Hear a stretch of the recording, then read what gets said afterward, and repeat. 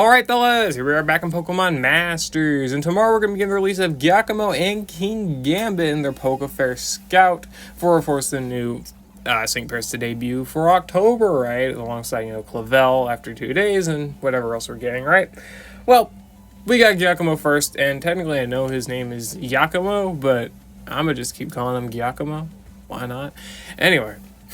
Whatever. So, Kingambit, very cool Pokemon, and very good Sync Pair, definitely. They are a Dark Striker with the Tech EX role, and they definitely perform that role very well, and I mean, it is a role we kind of are in need of, right? Like, if we look at Dark Strikes, Champion Marty, Summer In, for one, all of these besides Hilbert and BP Karen are physical, right? Or, sorry, special, and the two that, are physical are hot garbage.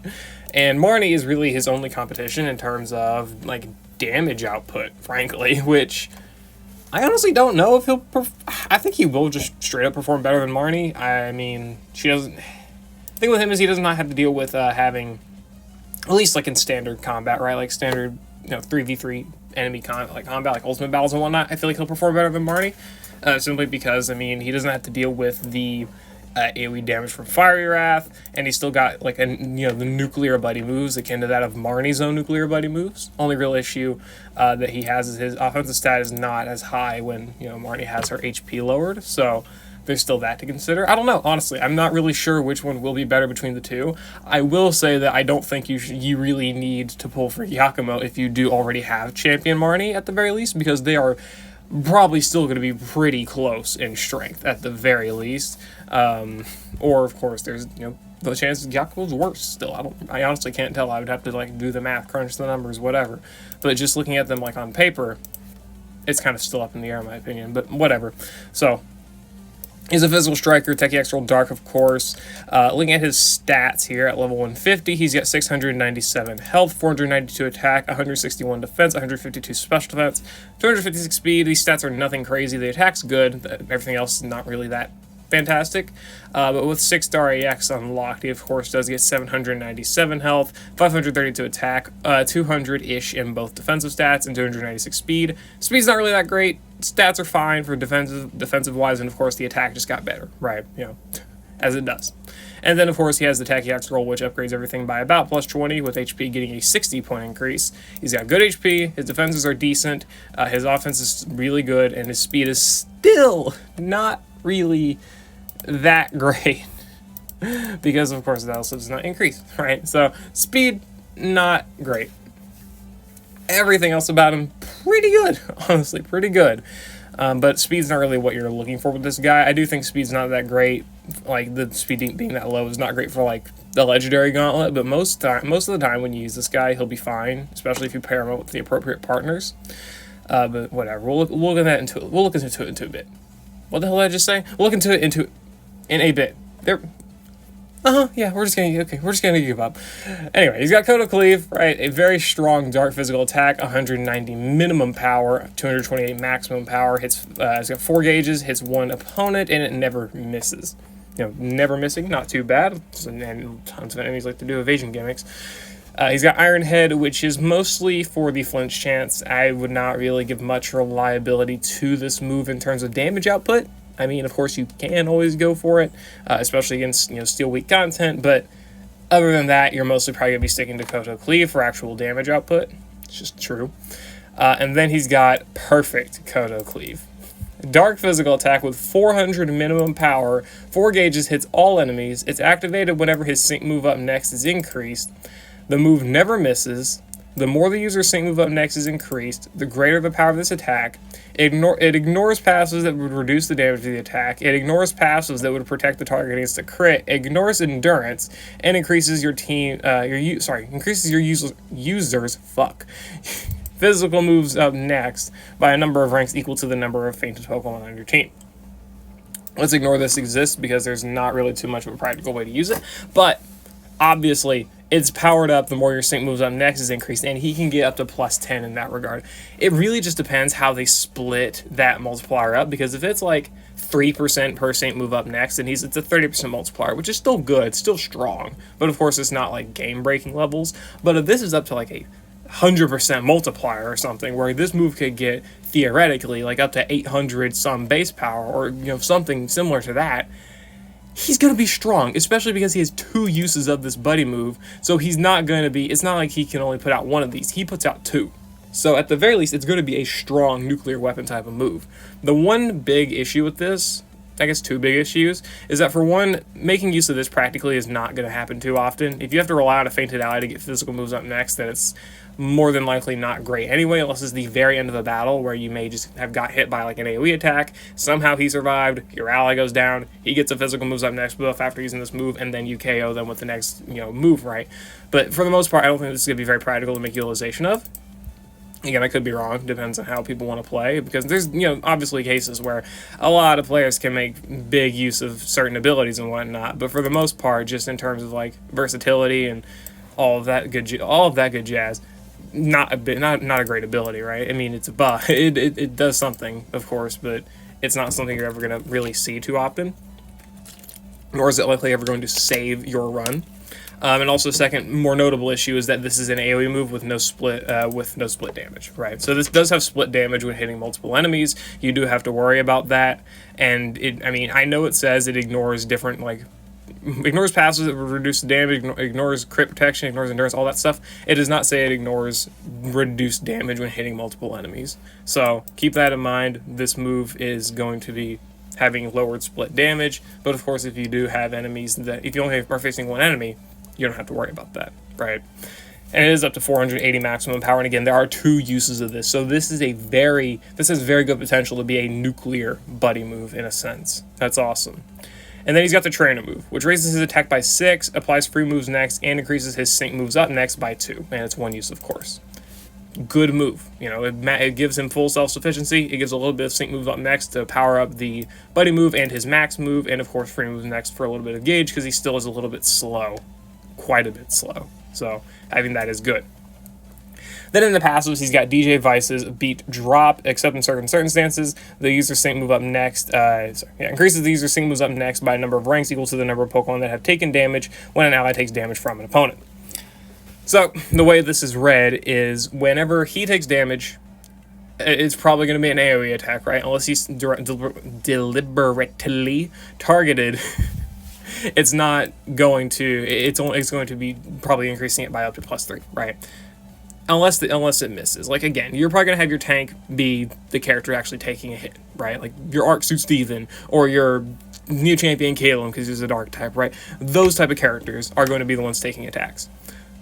Which ironically, that's funny. But whenever they take an AoE attack, if he takes the damage, he will increase his sync move up next by however many allies were hit by that move, which is going to usually be 3, assuming your whole team is alive, but it could be 2 or it could be 1, depending on if allies dodge the attacks, or if they're fainted, clearly.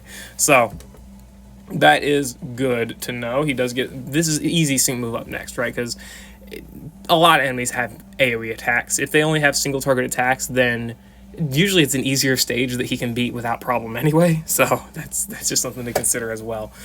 The only downside to this is the previous Neo Champion Caleb example, because Caleb buffs evasion when using his buddy move, which is actively setting Dark Zone, so there is the possibility you dodge a bunch of the enemy's AoE attacks and don't increase your sync move up next, which is good for not taking damage, but not good for enhancing your sync damage, so it's give and take, I guess. Anyway, more passes, he's got guaranteed crits. I mean, guaranteed crits on the sync move and regular moves, unconditionally good. I mean, you don't have to worry about missing sync crits. You don't have to worry about, which is great for like damage challenge or whatever. It's just a good ability, right? Guaranteed crits. Don't have to worry about buffing the stat. Don't have to worry about missing crits. All that good stuff. And then ally feint and physical boost 1, increasing physical moves next by 1 when an ally feints. This it works a little bit better when considering the buddy Kodo cleave here, because if an ally feints, you get the physical moves up next, you use the buddy move, and you get another physical moves up next, and then it kind of repeats a little bit, right? So that does help out there. That does give him a little bit extra strength, but of course, again, if you're relying on allies being feinted, then there's obviously the con of you have a fainted ally on your team, right?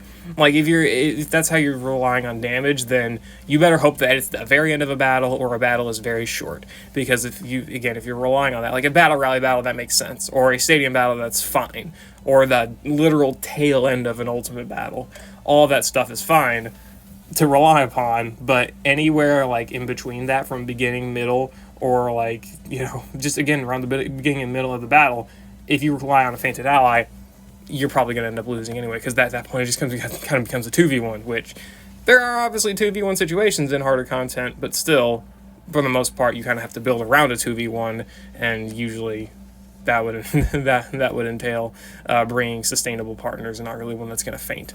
So anyway, whatever. Overall, that is what he's got at 1 out of 5. Without the grid, what the hell was that? He gets Antitoxin, Sand Shelter, pretty much nothing really notable. And I do want to say this guy already looks really solid. Like, he doesn't have any multipliers, because of course you can give him Critical Strike too, that's fine. But he does have the sync move up next, which is going to be giving him up to 100% in sync move multipliers, if you can get him plus 10 by the time you want to use his sync move, which is good, right? 100% is fine for a 1 out of 5 character especially. The only problem is that doesn't really change until 5 out of 5 when he gets Haymaker, but we'll go into that in a little bit. But for a 1 out of 5 character, plus 10 sync moves up next is probably going to be satisfactory for a sync nuke in like Champion Stadium, or lower tier content, maybe like an Ultimate Battle or something like that. Not Ultimate, Legendary Arena Battle, stuff like that. It's probably going to be just fine in. But for higher tier content, like Ultimate Battles, High Score Event, which granted he's Dark type, so it doesn't really matter until they rerun Dark and High Score Event in the far, far future, it's not going to be too great for, right? Other than that, though, his DPS is going to be really good. I mean, 190 minimum power move off of Crit Strike 2, with some physical moves up next buffs here and there, and the nuclear buddy move is also going to be really good. Like, this thing is going to be cracked. It's good. At least it has the potential to be cracked. We don't know the actual multipliers for it, but it's got very good potential, especially when you consider a lot of the Dark-type partners you can run Giacomo with, such as most notably Akari. Akari is a very good partner. They're both physical. They both work off of the same buffs, such as like Arc Suit Steven with his amazing physical enhancing prowess, or any other physical support, like a la Argenta, similar to that, right?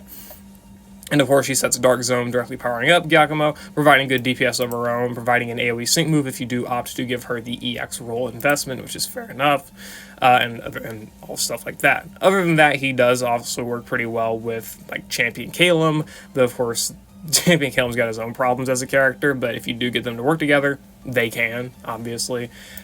Works somewhat well off of Bryson just because of the rebuff, but of course Bryson's more special enhancing, so it's stronger usually to just run a setup of like Bryson and Marnie than Bryson and Giacomo, but still, for the most part, you can run him as a partner if you do want to. Obviously, more Dark Zone setters like Variety Celine, there we go, that's the name. Variety Celine will work.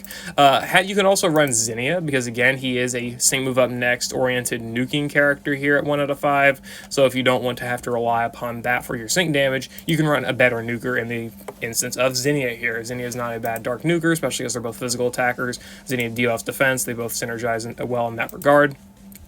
And that is good. Right, and again, she does also apply dark rebuff, so he does get a buff from her as well. For the most part, those are your best examples. I mean, Cygnus Osiris as well, saying Dark Zone's fine too. But for the most part, I would say probably Akari or Champion Calum or someone like that is going to be your best like dark type partner to partner up with Giacomo. Though honestly, in terms of support, just probably Arc Suit Steven. He's just that good. Arc Suit Steven's just that good and probably more worthwhile, especially because he also buffs sync move up next, which the faster you can get to plus 10 sync moves up next, the more you can plan around utilizing the buddy move, because again, it gets powered up the more that effect is increased. Okay, I went over Giacomo enough at 1 out of 5. Let's look at dupes. So, 2 out of 5, he gains Natural Remedy, Quick Cure, Guarded Entry 1, Super Sinker, Gauge Refresh on Koto Cleave, there we go, Iron Head Gauge Refresh as well, Gobsmack 4, Hit and Heal on the turn move, and PR. So, mostly Gauntlet abilities, like Natural Remedy, Quick Cure, these are mostly just Gauntlet abilities to prevent, statuses in some area. Guarded Entry 1, raising his defenses on entry. Mostly another Gauntlet ability, because again, most supports you're going to want to pair with him in higher tier content are probably going to be able to cover the defensive prowess of your team. Gauge Refresh is still, again, mostly Gauntlet abilities, because again, you are also probably going to bring a character that can actually effectively handle Gauge in higher tier content. So, these can be clutch in like some lower tier content or content where you're being more budgety with your setups, but for the most part, nothing that's really going to make him look crazy. It's just Gauge Refresh, man. Super Sinker, this could be good in any Dark Week content, like if you do have him at 2 out of 5 and you can't increase his move level higher, picking up Super Sinker is, of course, good for like the Giovanni Ultimate Battle or any other Dark Week stage where he can potentially use his Sync move, then cue that up into a Buddy move or something like that, where it's now super effective next to Enhanced, and it can do a ton of damage. But of course, that does also mean you actually no, that does. Sorry, that means you have to actually utilize your Sync move up next, meaning I don't actually think he can even queue up the Buddy move afterwards, nor would it be powered up at all. So actually, this would just be powering up regular Koto Cleave. Cool. It's still a fine node though in that same instance, just not nearly as good. Trainer move NPR, this can give you more sync move up next and more free moves next, can be good for that, but also combined with hit and heal, you get gradual healing, more gauntlet stuff mostly, the gauge refresh for the gauntlet's great, and the healing of course for the same game mode, all that is helpful. Other than that, not really too crazy. Again, hit and heal is probably good in the same instance of Super Sinker, where if you have him at 2 out of 5 and can't invest higher, it can be good for that regard, but mostly not really outside of that. And then Gobsmack 4 for a little bit of confusion, mostly just a little bit of gimmick check, again, gauntlet style. Alright, and move level of 3 out of 5, of course. So, he gets Super Duper Effective 9 on Ironhead, Ironhead Aggravation 1, Furious Brawn, Go to Cleave Gauge Refresh 9, Head Start 1, Trainer Move, Sync Move Boost 3, Stat Down Physical Boost 2, and Sync Move Physical Boost 2. Okay, so he gets Ironhead Super Duper Effective 9, which for Steel type damage, we don't have a Steel Week Ultimate Battle yet. I mean, he'll be fine for like any Champion Stadium Steel Week stage or whatever you fight. He's going to be good enough for. Doesn't really need explained. Ironhead Aggravation, also good. Good for the Gauntlet. Good if you want to try and get a little bit of flinch utility in with whatever you're fighting, because most things don't have flinch immunity. I mean, there are a few instances, of course, but a lot of things can still be disrupted very heavily by flinch. Though, frankly, again, his best partner pretty much to run is going to be Arc Suit Steven. So, a character with flinches already, but just considering if you don't have Arc Suit Steven or you want to run him for the flinching utility, Ironhead Aggravation is an option there for him. Koto Cleave Gauge Refresh 9, more gauntlet stuff, frankly, but also if you do need like consistent gauge on your team, having that guaranteed gauge charge can be helpful. So Koto Cleave Gauge Refresh 9 is there as an option for a little bit of gauge management if your team is just not up to par for that. And then Furious Brawn, of course, a pretty much mandatory multiplier. Always trying to pick that up. 30% multiplier, because his attack is maxed on use of his trainer move, so you will be getting that and having a 30% multiplier for his already good base power Koto Cleave, and of course the potentially nuclear buddy move Koto Cleave. That's going to be good. And then Trainer Move, Sync Move, Boost 3, increasing Sync Moves next by 3 when the move is successful. So this gives him plus 5 Sync Moves next when using the Trainer Move. Playing around that gives you more Sync Move up next early on for higher Sync damage, or of course, again, empowerment of the Buddy move. Head Start 1, reducing Sync countdown by 1, mostly just a little bit of Sync acceleration utility. You can combine that with other characters, again, like Akari, who does have Sync countdown on her innate passive Survey Core Teachings. And of course, you can give one of them Head Start 1 as a passive, a lucky skill, and that's -3 Sync countdown, right? So again, you can work with a little bit of Sync utility with this guy just because of having that tile, which is nice, right?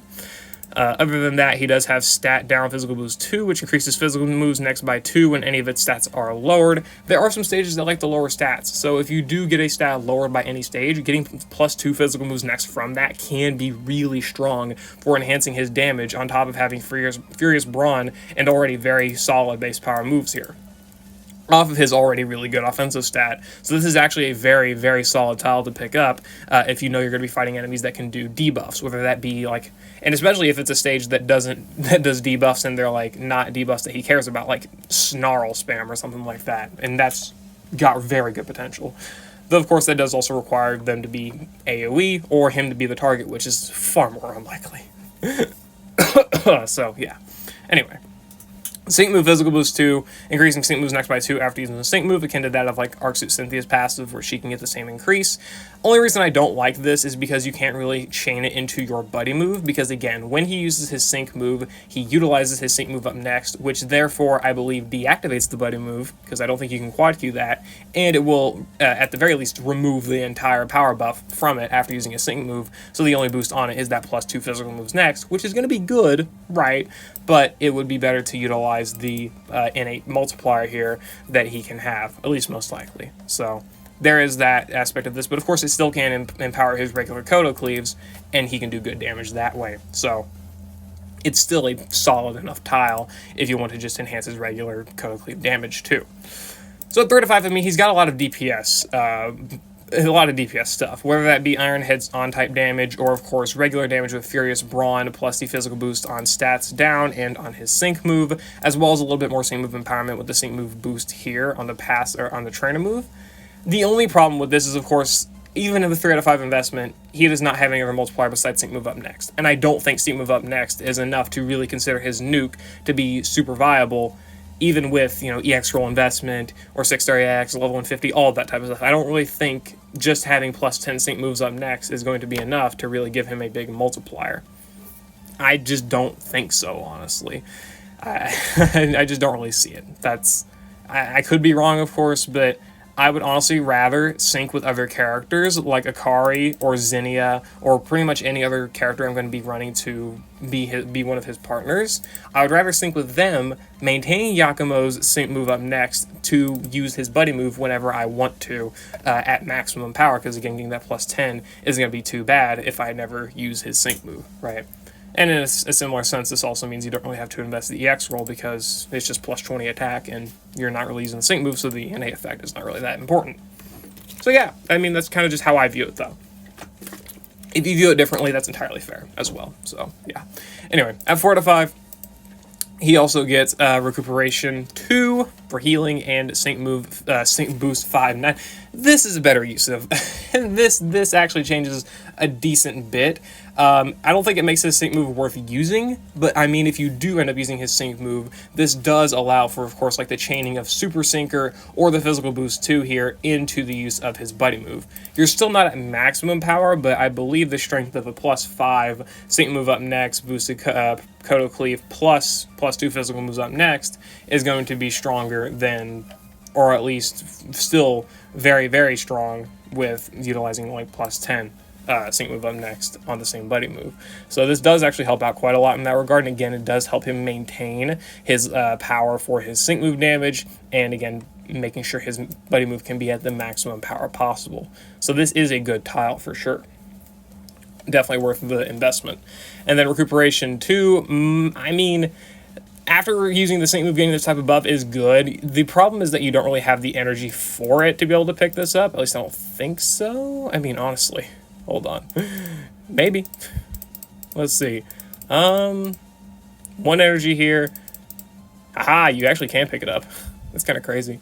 If you want to be able to pick up all of these abilities, then you actually can pick them all up at 4 to 5 as well, if you're willing to invest the extra grid energy, and you can also get the sync tiles as well. So that's actually not too bad to pick up for a 4 to 5 grid. Though I probably would want this. Actually, it's not that big of a deal.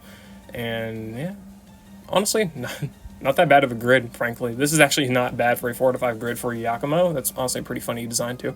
But the recuperation healing is nice. It's mostly nice in like the legendary gauntlet, but of course it can be helpful for maintaining his own healing if you are using him as your main nuking character. Though again, with only sync moves up next as a multiplier, and like, the Tech EX roll and buff and the 2 sync tiles here, I still think his sync damage is going to be a little bit low, but of course they do try to mitigate that by giving him extra sync move up next after using his sync move, which will be increasing his buddy move power and the physical boost as well with that, right? That's how they're trying to empower it. And then at 5 out of 5, they actually fully commit and give him Haymaker. Finally, this is what makes his nuke actually really usable. The difference that a 100% multiplier can make for it is really, really big. This does actually make his nuke a lot better, because he's working off of a 100% multiplier and plus 10 sync, I guess up to plus 10 sync move up next. And then on top of that, again, getting that sync move up next after using the sync move, which is then a lot stronger, and then using the buddy move after that with the physical moves up next and all of that, it makes him look a lot stronger. He's got effectively multiple nukes by his buddy move, and now his sync move as well, once you've actually got that Haymaker investment. The only problem is that it requires 5 out of 5 investment, but of course it could also get powered up by that new buff they're going to give to fair exclusive sync pairs, however they do that in November, right? So yeah, he's actually got a viable sync move now. Very much worth the investment, obviously. This 5 out of 5 is very recommended for nuking capacity on Giacomo. And then Defense Destroyer 9, debuffing enemy defense. This is even more offensive enhancement for himself and any physical ally you bring with him, like Akari and Zinnia and such. And even like Arcsu Steven, right? Because Arcsu Steven can only debuff, well, he can debuff defenses to -6, but if the enemies buff them back, you know, there's discrepancy there. So Giacomo can consistently maintain those enemy defensive debuffs, which is great for enhancing his own damage and any other physical allies' damage. So his fair tiles are really strong. All things considered, his 4 out of 5 and 5 out of 5 tiles are all really solid. And definitely one of those characters that would love that level of investment. Is it needed? Not really. I mean, if you want to just make utilization of him as a DPS character, Furious Brawn, the stat down physical boost, and whatever else can be good enough for him, for Giacomo himself. But you still do have to consider, right, that he is only working off of DPS damage and not actually working off of, you know, sync move damage and whatnot, until he gets to that probably 5 out of 5 level of investment where he's actually got Haymaker and is doing very good nuking damage. As for how you can build the energy, because good lord, I would ditch recuperation for it. Can't really ditch the same. I would not ditch Furious Brawn. It's just pretty much never worth it. You may have to honestly end up getting rid of Defense Destroyer naturally just because of a lack of energy, but of course you could also get rid of things like the sync move physical boost for the stat down physical boost, because you're going to have to probably end up picking that up anyway, and maybe like a sync note or something. This can give you -9 energy, but this is enough, frankly. I mean, this already gives him a lot of utility. You could also opt to get rid of the Defense Destroyer, for one, if you want to just not invest extra grid energy, but also if you want to invest in the sync move physical boost as well, or maybe recuperation or something like that. One of these two grids, I mean, I think is one, at the very least, one of his best grids, right? It's going to obviously depend on what you're running, whether that be Legendary Gauntlet or Ultimate Battles or something like that. It's going to depend. But for the most part, he's going to be really, really strong as a damage-dealing Dark type and work very, very well with the partners like Akari, Zinnia, and a few others. So, and again, Arcsu Steven is that support, carrying the whole team naturally. He's going to be very strong. I mean, he's a strong striker. As for, like, pull priority, I don't think he's really worth pulling for if you already have Champion Marnie. I think she's already a very sufficient Dark striker if you are looking to just empower Dark types. She definitely does the job more than well enough. And honestly, just being another striker, there's a lot of ways he can be replaced, right? Like, there's a ton of top-tier strikers. We still have Arcsu Cynthia literally out right now, so is there much pull priority for him? Probably not, simply due to that fact, but if you're looking for a good high-powered striker, especially of the Dark type, you're not going to be disappointed with Giacomo. He's going to be good. So, yeah. Overall, that's my thoughts about Giacomo and Kingambit. Very, very good Paldean Pokefair, as they pretty much have all tended to be, honestly. But whatever, yeah. I'll see y'all later. Hope y'all enjoyed. Good luck on your summons. Good luck on your skipping. Happy spooky season with October. And, yeah, I'll see y'all later. I hope you all enjoyed.